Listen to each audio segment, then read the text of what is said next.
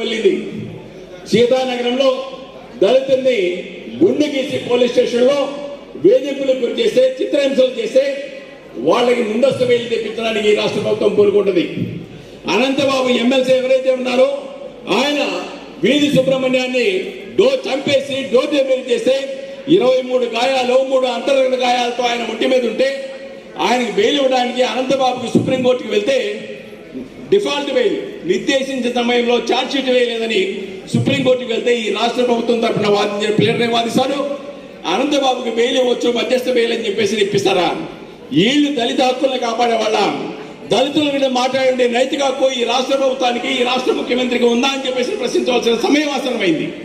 కాబట్టి ఒకవైపున దళిత హక్కులను చేస్తా ఉన్నారు, ప్రజా హక్కుల నుంచి వేస్తున్నారు, ప్రతిపక్ష పార్టీల యొక్క నోరు విప్పకుండా వాళ్ళని తప్పుడు కేసులు పెట్టి ఈ రోజు చేస్తా ఉన్నారు. ఈ రాష్ట్రంలో